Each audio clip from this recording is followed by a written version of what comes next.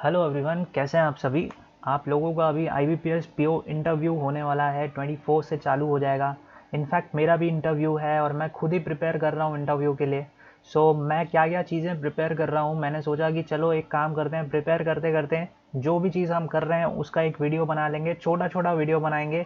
5 to 10 minutes का एक एक टॉपिक का वीडियो बना लेंगे, जिससे एटलीस्ट आप लोगों को कुछ टॉपिक्स के बारे में तो नॉलेज हो जाएगा जो मैं कर रहा हूँ, साथ ही साथ आपने भी वो किया होगा तो आपको भी वो हेल्पफुल होगा कहीं ना कहीं। Right now I am RRB PO, लेकिन I am trying to switch to SBI PO या IBPS PO, and that's the reason मैं यहाँ ये एग्ज़ाम्स दे रहा हूँ। मैं बिल्कुल टाइम नहीं वेस्ट करूँगा, मैं चालू कर दूंगा। पहली चीज़ तो मैं आपको दिखाना चाहता हूँ कि मैं कौन कौन से टॉपिक्स कवर करूँगा इसमें। ये जो पूरा सीरीज़ चलने वाला है अभी, इसमें हम banking systems in India cover करेंगे, origin and development of banks cover करेंगे, financial reforms, banking innovations cover करेंगे, फाइनेंशियल इंस्टीट्यूशंस कवर करेंगे, नेगोशिएबल इंस्ट्रूमेंट्स कवर करेंगे। साथ ही साथ गवर्नमेंट ने जो स्कीम्स लाए हैं जैसे जन धन योजना हो गए या बाकी जो स्कीम्स है वो कवर करेंगे। मनी मार्केट कवर करेंगे, इसमें SLR CRR वगैरह भी आ जाएंगे। कैपिटल मार्केट सेबी का जो कंट्रोल करता है वो कवर करेंगे। फॉरेन ट्रेड कवर करेंगे हम। फाइनेंस एंड बजट कवर करेंगे। और साथ ही में इस साल का जो बजट है उसका ओवरव्यू भी हम कर लेंगे कि इस साल के बजट से अगर हमको कोई क्वेश्चन आता है तो हम उसको कैसे आंसर करेंगे। तो ये सारे टॉपिक्स मैं कवर करने की कोशिश करूंगा एक हफ्ते के अंदर, तो कहीं ना कहीं ये थोड़ा बहुत तो हेल्पफुल होगा आप सभी के लिए, एंड इनफैक्ट मेरे लिए भी। तो चलिए बिल्कुल चालू करते हैं। एकदम basic banking system in India. देखिए, पहला क्वेश्चन तो यही आता है कि बैंकिंग सिस्टम इन इंडिया है तो बैंक का मतलब क्या होता है। पहला क्वेश्चन यही होता है कि बैंक क्या है, वो आपसे ये पूछ सकते हैं बैंक से आप क्या समझते हैं। तो आपको सिर्फ ये जवाब देना है कि बैंक एक ऐसी फाइनेंशियल इंस्टीट्यूशन है जो बैंकिंग और अदर फाइनेंशियल सर्विसेज प्रोवाइड करती हैं। और अगर दूसरे वे में आंसर करना चाहें तो आप ऐसे भी दे सकते हैं कि एक ऐसी इंस्टीट्यूशन जो प्रोवाइड करती है fundamental banking services such as accepting deposits and providing loans. आप बस इतना बोलेंगे, उनको समझ आ जाएगा कि आपने पढ़ा हुआ है। इसको कॉम्प्लेक्स करने की ज़रूरत नहीं है, सिर्फ इतना बोल दीजिए एक ऐसी इंस्टीट्यूशन जो फंडामेंटल बैंकिंग सर्विसेज प्रोवाइड करती है, जैसे डिपॉजिट्स को एक्सेप्ट करना और लोन्स को प्रोवाइड करना। ठीक है, स्वीट एंड सिंपल। साथ ही में वो पूछ सकते हैं डिपॉजिट्स को एक्सेप्ट करना और लोन्स को प्रोवाइड करना, तो बताइए डिपॉजिट्स कितने प्रकार के होते हैं या टाइप्स ऑफ डिपॉजिट्स बताइए।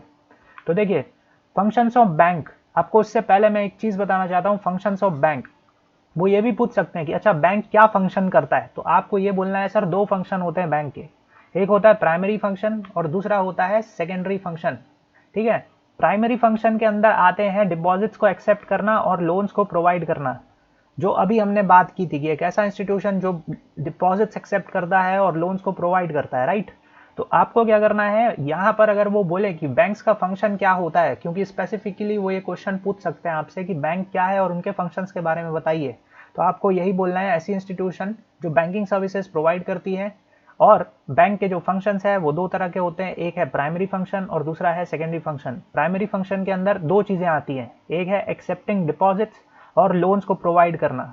सेकेंडरी फंक्शंस के अंदर क्या आते हैं, देखो सेकेंडरी फंक्शंस के अंदर इन दोनों के अलावा जो भी बैंकिंग फैसिलिटीज प्रोवाइड करा किया जाता है बाई बैंक, वो आता है सेकेंडरी फंक्शन के अंदर। फॉर एग्जांपल इंटरनेट बैंकिंग, है ना, इन दोनों के अलावा कुछ भी, इंटरनेट बैंकिंग, मनी को ट्रांसफर करना, आप फंड्स ट्रांसफर करते हैं ना, मनी ट्रांसफर, ठीक है, साथ ही RTGS, नेफ्ट, ATMs एक्सेट्रा, ये जो चीजें हैं ये सारे हमारे प्राइमरी फंक्शंस के अलावा सेकेंडरी फंक्शंस होते हैं। तो वो पूछ सकते हैं सेकेंडरी फंक्शंस में क्या क्या चीजें आती हैं, तो आपको ये चीजें बतानी है। ठीक है, नाउ ये पूछेंगे डिपॉजिट्स, तो ये पूछ सकते हैं कि भाई आपने जैसा बताया कि बैंक जो है वो डिपॉजिट एक्सेप्ट करता है और लोन को प्रोवाइड करता है, ये क्वेश्चन एकदम कॉमन रहता है। ठीक है, तो ये पूछ सकते हैं डिपॉजिट किस तरीके के होते हैं, कि क्या क्या टाइप्स होते हैं डिपॉजिट्स के, बताइए।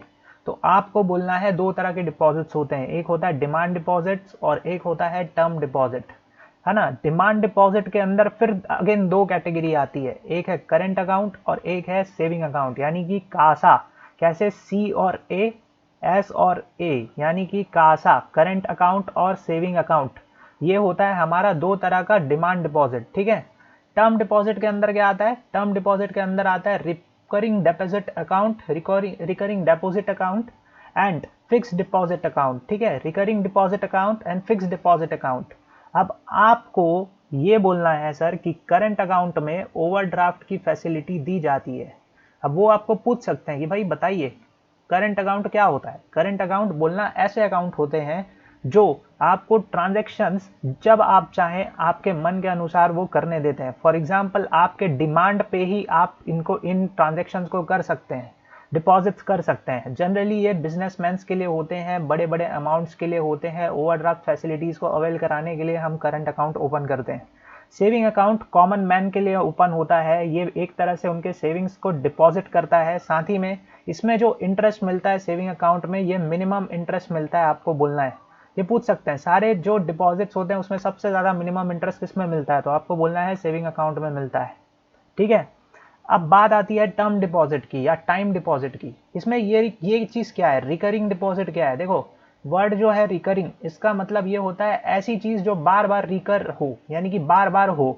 फॉर एग्जाम्पल आपने मान लीजिए आज 10 रुपये डाला, ठीक है, एक महीने बाद फिर 10 रुपये डालोगे, फिर 10 रुपये डालोगे, फिर 10 रुपये डालोगे, ऐसा करते करते कुछ टाइम तक आपने 10-10 रुपये हर महीने डाला।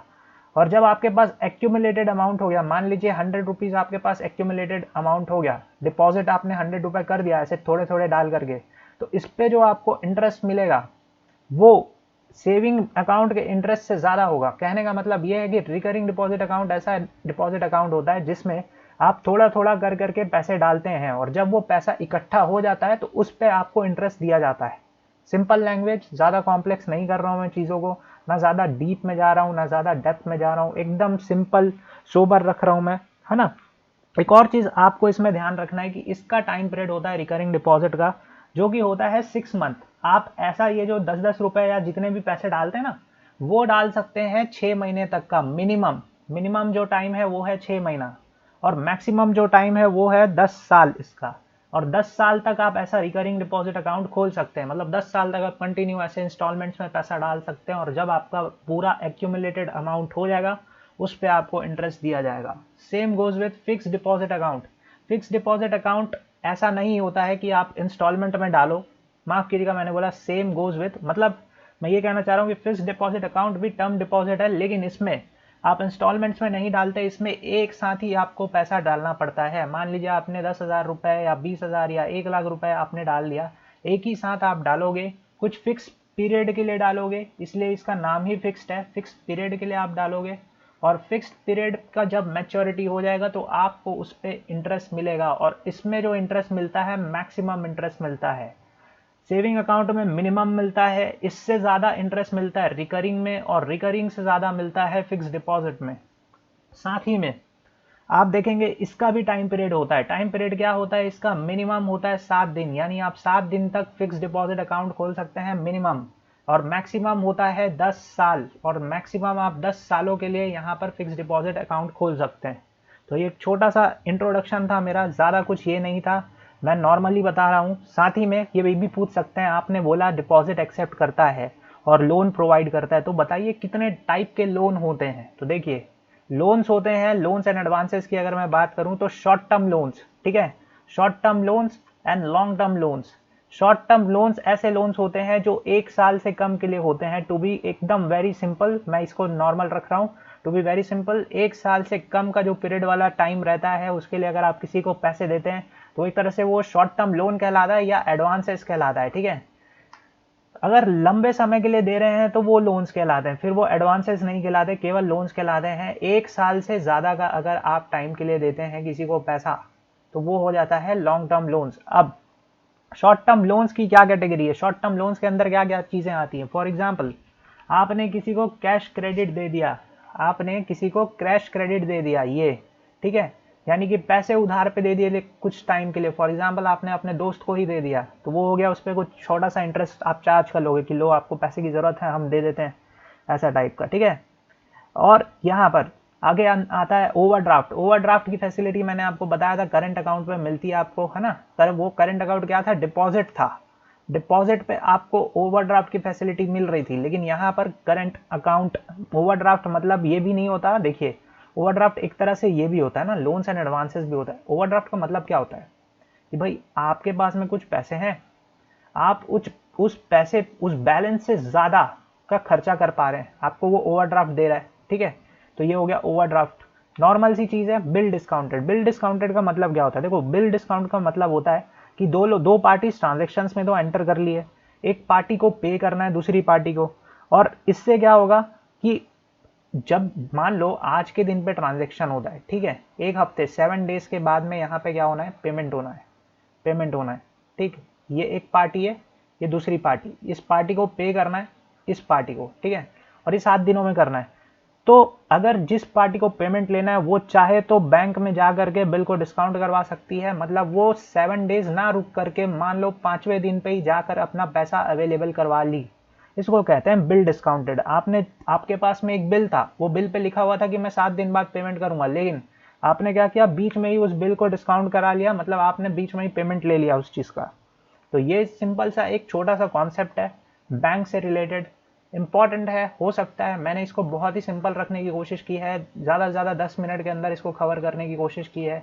ऐसे ही छोटे छोटे वीडियोस मैं बना दूंगा ताकि आपको छोटे छोटे जो टॉपिक्स हैं उसके बारे में तो पता ही चल जाए, और साथ ही जो इंटरव्यू है उसके लिए प्रिपरेशन आपका अच्छे तरीके से हो जाए। So thank you so much, आपके लिए ऐसी सीरीज़ मैं कंटिन्यू रखता हूँ। All the best.